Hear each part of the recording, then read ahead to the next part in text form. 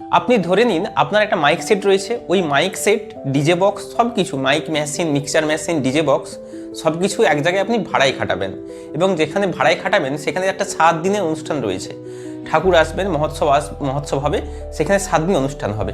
তাহলে ধরুন এইটা আপনার মাইক সেট, আপনার পুরো মাইক যা কিছু রয়েছে, আর এইখানটাতে সেই বাড়ি যেখানে একটা 7 দিনের মহোৎসব হবে, 7 দিন। এবার মাইক তো আপনি মাথায় করে নিয়ে যেতে পারবেন না, পারবেন না। আপনাকে কী করতে হবে, একটা ট্রান্সপোর্ট রাখতে হবে, হতে পারে সেটা ট্রাক। আমি ধরে নিচ্ছি আপনি একটা ট্রাক রাখলেন। কি করবে ট্রাকটা, এই মাইকের যত সমস্ত সেট পুরো এইখান থেকে বহন করে এইখানে পাঠাবে। ওকে, এবার 7 দিন যখন শেষ হবে তখন কি হবে, আবার ট্রাকটা দিয়ে এইখানে ফিরে আসতে পারবে। এবার ভাবুন আপনি মাইক সেট পুরোপুরি পাঠিয়ে দিলেন 7 দিনের জন্য এখানে ভাড়ায় খাটানোর।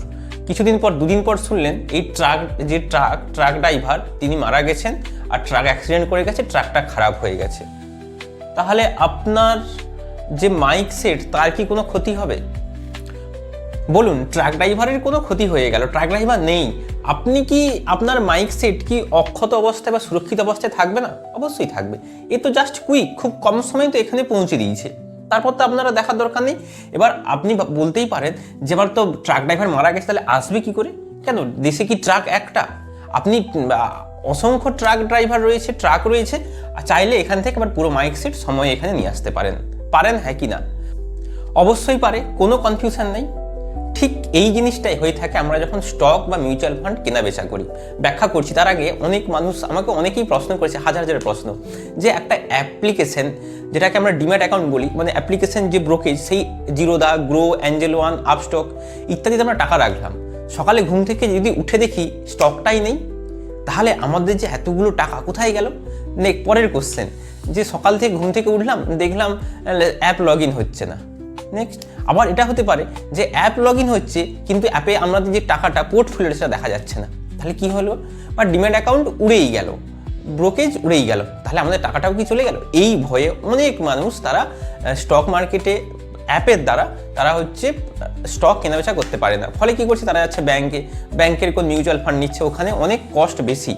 আপনার এই যে অ্যাপ্লিকেশন, যেগুলো অনলাইন অ্যাপ্লিকেশন, এগুলোর অনেক কস্ট কম, ব্রোকেজটা এটা তুলনামূলক অনেক কম। এইবার আমি ব্যাখ্যা করি এই জায়গাটা। দেখুন, এই মাইক, আপনার মাইক মানে এটা হচ্ছে আপনার টাকা, যে বহন করছে, এই বহনের কাজ করে কে? ডিম্যাট অ্যাকাউন্ট মানে ব্রোকেজ। সেটা হচ্ছে কে? সেটা হতে পারে গ্রো, হতে পারে জিরোদা, হতে পারে আপস্টক, হতে পারে অ্যাঞ্জেল ওয়ান, হতে পারে। আপনার টাকাটা পৌঁছে দিচ্ছে কোথায়? এইখানটাতে, অর্থাৎ একটা নিরাপদ হাউস। এইটা হচ্ছে ভারতের সেবি রেজিস্টার্ড একটা সংস্থা, ডিপোজিটারি বলা হয়, ডিপোজিটারি। এই ডিপোজিটারি দুটো পার্ট, একটা হচ্ছে সিডিএসএল, একটা হচ্ছে NSDL, আর হতে পারে RTA, বলছি, ব্যাখ্যা করছি। এক্ষেত্রে দুটো হতে পারে, একটা হচ্ছে CAMS আর কেফিন। এইবার সেই প্রত্যেকের মনে প্রশ্ন, ডাউট, কনফিউশন, যে যদি টাকাটা নিয়ে গ্রো বলুন, জিরোদা বলুন চলে যায়, তাহলে আলটিমেট কি হবে? আমার কষ্ট করা উপার্জিত টাকা ক্ষতি হয়ে যাবে। অ্যাকচুয়ালি আমিও প্রথমে যখন ইনভেস্ট করি আমারও প্রচুর ভয় লেগেছিল, যে সত্যিতে এত কষ্ট করে উপার্জিত টাকা যদি কোনো কারণে অ্যাপ আনইনস্টল হয়ে যায়, উড়ে যায়, তাহলে টাকাটা তো পুরো খোয়া যাবে। তারপর যখন জানলাম, সব কিছু রিসার্চ করে, স্টাডি করে জানতে পারলাম, তারপর আমি ইনভেস্ট করা শুরু করেছি। আপনার টাকা 3টে ফর্মে থাকতে পারে। 1, ডাইরেক্ট স্টক বা ETF। 2, মিউচুয়াল ফান্ড অথবা ট্রেডিং অ্যাকাউন্টে। ধরুন জিরোদাতে অ্যাকাউন্টে আপনি ফেলে রেখেছেন ট্রেডিং করার জন্য 10 লক্ষ টাকা, এটা হতে পারে। তাহলে যে 3টে স্টেপ, 3 জায়গাতে টাকা থাকতে পারে। আমি একটা বলছি। প্রথম হতে পারে ডাইরেক্ট স্টক, হতে পারে। নাম্বার 2 হতে পারে স্টক বা ETF। নাম্বার 2 হতে পারে মিউচুয়াল ফান্ড, শর্টে লিখছি MF। নাম্বার 3 হতে পারে ট্রেডিং অ্যাকাউন্টে টাকা, ট্রেডিং অ্যাকাউন্ট। দেখুন, যখন আপনি স্টক বা ETF-এ টাকা রাখছেন, তখন আপনার টাকাটা চলে যাচ্ছে ডিপোজিটারি, অর্থাৎ চলে যাচ্ছে CDSL বা NSDL। কোনটা কোথায় যাচ্ছে পরে আসছি। যদি আপনি মিউচুয়াল ফান্ডে টাকা রাখেন, আপনার টাকাটা চলে যাচ্ছে RTA, registrar and transfer agent. আর ট্রেডিং অ্যাকাউন্ট থেকে যদি টাকাটা আপনার কোনো কারণে খোয়া চলে যায়, ট্রেডিং অ্যাকাউন্টে রয়েছে, তখন টাকাটা আপনি ক্লেম করতে পারেন সেবির কাছে investor protection fund. Investor protection fund, ওই ফান্ড থেকে আপনি 25 লক্ষ টাকা পর্যন্ত ক্লেম পেতে পারেন। এই জায়গাটা আরও ভালো করে ডিসকাস করছি যাতে আপনাদের বুঝতে সুবিধা হয়। চলুন, তাহলে আপনার যে গ্রো বলুন, জিরোধা বলুন, এই যে ডিম্যাট অ্যাকাউন্টগুলো, এই যে অ্যাপগুলো, এগুলো কার কাজ করে? ওই ট্র্যাকের কাজ করে, অর্থাৎ শুধু বহন করে। আপনার টাকা আপনার কাছ থেকে ডিপোজিটের কাছে নিয়ে যায় কে? Demat account. তাহলে জিরোধা থাকুক না থাকুক আপনার কিছু যায় আসে না, কোনো ক্ষতি হবে না, যেমনটা উদাহরণ প্রথমে দিয়েছিলাম। এবার দেখুন, আপনি ধরুন কোনো স্টক কিনলেন, ডাইরেক্ট স্টক কিনলেন বা ইটিএফ কিনলেন, ডিপোজিটের কাছে চলে গেল। এই ডিপোজিটরি হচ্ছে সেবি রেগুলেটেড। সেবির পুরো নাম আমি অনেকবার বলেছি, আরেকবার বলছি, সিকিউরিটি এক্সচেঞ্জ বোর্ড অফ ইন্ডিয়াটা সিকিউরিটি। স্টক মার্কেটে টোটাল একটা সিকিউরিটির মতো কাজ করে, দারোয়ানের মতো কাজ করে, ফ্রড থেকে আটকায় ইত্যাদি ইত্যাদি, সব কিছু রেগুলেটেড থাকে। এর দুটো আছে, ভারতের ডিপোজিটরি মেনলি দুটো আছে, একটা হচ্ছে সিডিএসএল, একটা হচ্ছে এনএসডিএল। সিডিএসএল এর পুরো নাম হচ্ছে central depository service limited. NSDL national security depository limited. আচ্ছা, এই সিডিএসএল প্রতিষ্ঠা হয়েছিল পরে 1999 সালে, এনএসডিএলটা প্রতিষ্ঠা হয়েছিল 1996 সালে, কিছুদিন আগে। এই সিডিএসএল তার যে মেন যে সংস্থা, তার যে মানে প্রধান যে সংস্থা, সেটা হচ্ছে বিএসসি, বোম্বে স্টক এক্সচেঞ্জ। আর এনএসডিএলের যে মেন সংস্থা, সেটা হচ্ছে কি? National stock exchange. এবার আপনি জানেন কি করে আপনার টাকাটা সিডিএসএল এ রেখেছে না এনএসডিএল এ রেখেছে? আপনি তো জানবেন না। তার জন্য একটু দেখে নিন, যদি আপনার ডিম্যাট অ্যাকাউন্ট জিরোধাতে থাকে, অ্যাঞ্জেল ওয়ানে থাকে, গ্রোতে থাকে, আপস্টকে থাকে, তখন সেইগুলো সিডিএসএল সংরক্ষিত করে রাখে আপনার টাকা। যদি আপনি এইচডিএফসি সিকিউরিটি, আইসিসিআই ডাইরেক্ট, এইসব ডিম্যাট অ্যাকাউন্ট থেকে যদি আপনি মিউচুয়াল ফান্ড স্টক কিনেন, তখন কোথায় স্টোর থাকছে? এনএসডিএল এর কাছে। বুঝতে পারলেন? তাহলে ম্যাক্সিমাম আমরা দেখেছি এইটাতেই করে। তার মানে ধরে রাখতে পারেন আপনার টাকাটা সুরক্ষিত আছে কোথায়? সিডিএসএলটা পুরো ভারতের কন্ট্রোল, ভারতের একবারে নিয়ন্ত্রণহীন। ভারতের নিয়ন্ত্রণহীন বলতে সেবি রেগুলেটেড, এখানে ফ্রড হওয়ার কোনো জায়গা নেই। আমি ভিডিও শেষে বলবো যে যদি আপনার ডিম্যাট অ্যাকাউন্টটা নষ্টই হয়ে যায়, উড়ে যায়, আপনি কী করবেন, সব স্টেপ বাই স্টেপ গাইড দেবো। এটা হলো স্টকের গল্প। এবার আসছে মিউচুয়াল ফান্ডের গল্প।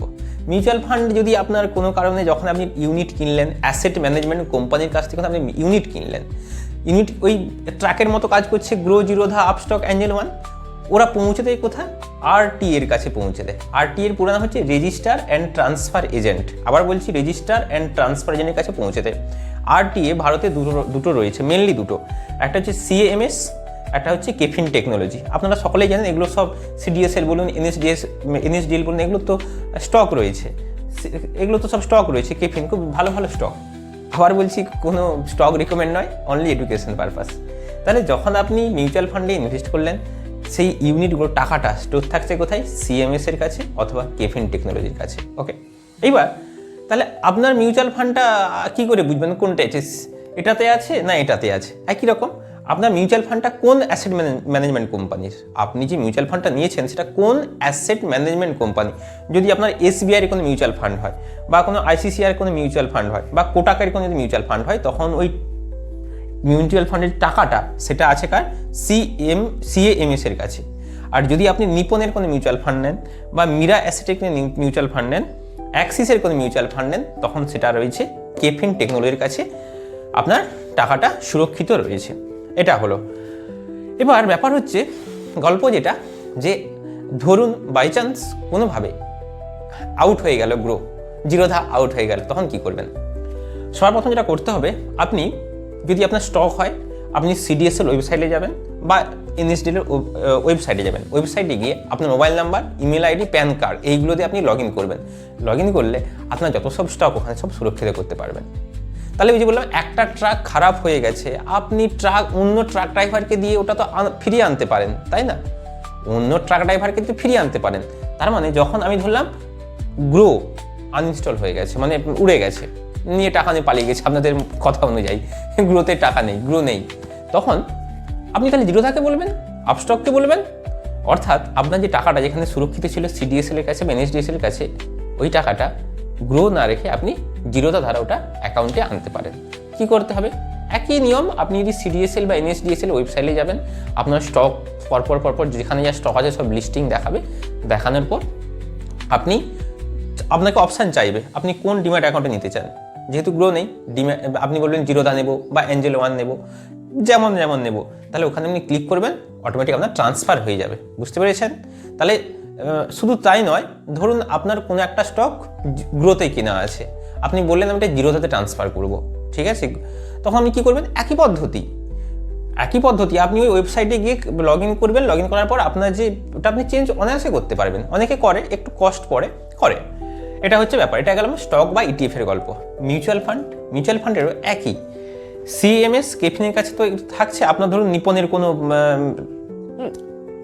মিউচুয়াল ফান্ড, আপনি কি করবেন? কেফিন টেকনোলজির অফিসিয়াল ওয়েবসাইটে টাইপ করবেন, আপনার email ID, pan card, mobile number দিলেন, দেওয়ার সঙ্গে সঙ্গে আপনার যে মিউচুয়াল ফান্ড সব কিছু দেখাবে। ধরুন ওই যে বললাম গ্রো ধরুন আনইনস্টল হয়ে গেছে, তাহলে আপনি কি করবেন? চেঞ্জ করবেন কোনো একটা ট্রাক ড্রাইভারকে, কোনো আলাদা কোনো ডিমেটকে, হতে পারে জিরোধা, NSDL-1 করলেন, সঙ্গে সঙ্গে আপনি ওখান থেকে অপশান চাইবে, ওখান থেকে আপনি নিতে পারেন। নেক্সট যেটা সবথেকে গুরুত্বপূর্ণ, যেটা ট্রেডিং অ্যাকাউন্টে রাখে, ধরুন আপনি জিরোধাতে স্টক কেনার জন্য বা ট্রেডিং করার জন্য 5 লক্ষ টাকা রেখেছেন, ওটা তো কোথাও তো এখানেও তো পড়ছে না, তাহলে যদি অ্যাপটা উড়ে যায় তাহলে আমার টাকাটাও উড়ে গেল না। এই অ্যাপগুলো কে কন্ট্রোল করে? সেবি কন্ট্রোল করে। সেবির একটা ফান্ড আছে, ইনভেস্টর প্রোটেকশন ফান্ড। কি বললাম? Investor protection fund. যদি টাকাটা কোনো কারণে ওরকম উড়ে চলে যায়, আপনি এই সেবির কাছে ক্লেম করতে পারেন যে টাকাটা ফিরিয়ে দেওয়ার জন্য। ওরা সব কিছু ভেরিফাই করবে। সেই ভেরিফাই করার পর আপ টু 25 লাখ পর্যন্ত আপনি ক্যাশব্যাক পেতে পারেন। 25 লক্ষ, আপনি বলেন আমার ডিম্যাট অ্যাকাউন্টে যদি 50 লক্ষ টাকা থাকে, তাহলে 50 লক্ষ টাকা আপনি পাবেন। আপনি পাবেন কত? আপ টু 25 লক্ষ। তার মানে কেউ যদি বলে আমার কাছে 3 লক্ষ আছে, আমি ক্লেম করবো 25 লক্ষ, পাবেন। আপনার 3 লক্ষ টাকা, আপনি বলে আমার কাছে 25 লক্ষ টাকা ছিল, আমি পেতে চাই। অত সহজ নয়। সেবি এমনি বসে থাকে না, সব কিছু তার রেকর্ড থাকে। যাই হোক, তো এখানে 25 লক্ষ পর্যন্ত পাওয়া যাবে। তাই মিউচুয়াল ফান্ড বা স্টক টাকা রাখা অনেকটাই সিকিউর বর্তমান দিনে। 1992 সালে আগে যখন সেবি প্রতিষ্ঠা ছিল না, তখন কিন্তু রিস্কি ছিল শেয়ার মার্কেট। তখন অ্যাকচুয়ালি সেই তখনকার যে রিস্কি, সেই যে শুনে এসছে যে শেয়ার মার্কেট রিস্কি, সেইটা এখনো চলতে আছে।